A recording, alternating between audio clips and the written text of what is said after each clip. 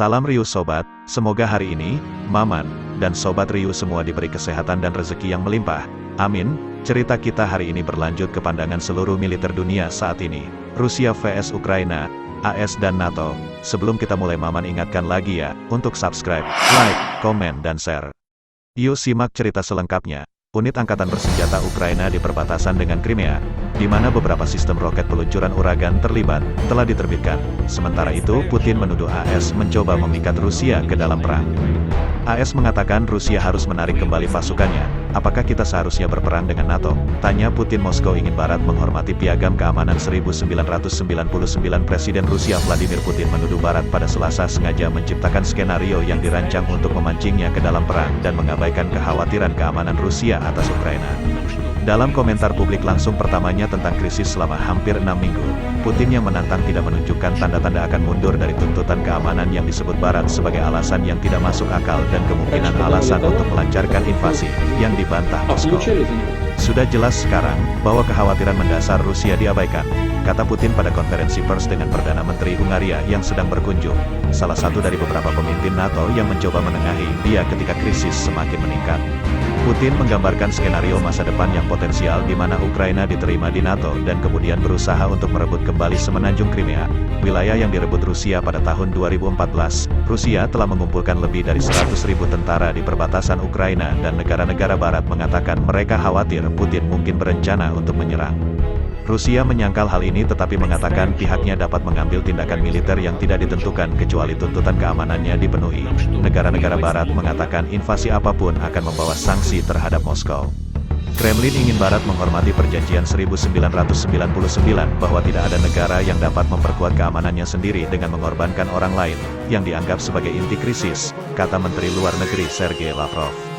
Dia mengangkat piagam yang ditandatangani di Istanbul oleh anggota Organisasi untuk Keamanan dan Kerjasama di Eropa, yang meliputi Amerika Serikat dan Kanada, selama panggilan dengan Menteri Luar Negeri AS Antony Blinken. Lavrov mengatakan, Blinken menerima perlunya membahas masalah ini lebih lanjut sementara pernyataan AS tentang panggilan itu berfokus pada perlunya Moskow untuk mundur.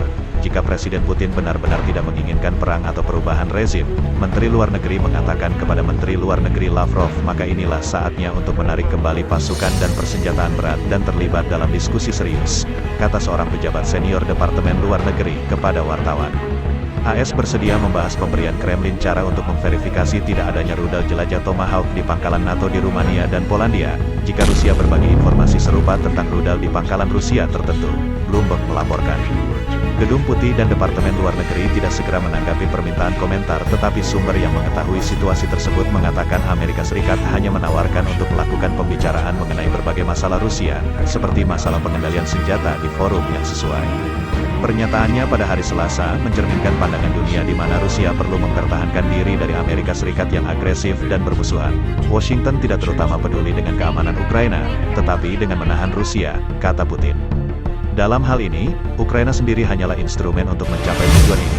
Katanya, ini dapat dilakukan dengan cara yang berbeda, dengan menarik kita ke dalam semacam konflik bersenjata dan, dengan bantuan sekutu mereka di Eropa, memaksa pengenalan sanksi keras yang mereka bicarakan sekarang di AS. Perdana Menteri Hongaria Viktor Orban, yang sering berdebat dengan para pemimpin Eropa Barat mengenai demokrasi di negaranya sendiri, mengatakan dia yakin setelah pembicaraannya dengan Putin bahwa ada ruang untuk kompromi. Saya yakin hari ini bahwa perbedaan posisi yang ada dapat dijembatani dan dimungkinkan untuk menandatangani perjanjian yang akan menjamin perdamaian, menjamin keamanan Rusia dan juga dapat diterima oleh negara-negara anggota NATO, kata Orban. GUN ke kepala Ukraina ketika negara-negara Barat bergegas menunjukkan solidaritas dengan Ukraina. AS mendesak Presiden Brasil Jair Bolsonaro untuk membatalkan kunjungan dengan Putin di Rusia pada hari Selasa. Perdana Menteri Inggris Boris Johnson bertemu dengan Presiden Volodymyr Zelensky di Kyiv dan menuduh Putin menodongkan senjata ke kepala Ukraina untuk menuntut perubahan arsitektur keamanan di Eropa. Sangat penting bahwa Rusia mundur dan memilih jalur diplomasi, kata Johnson, dan saya yakin itu masih mungkin.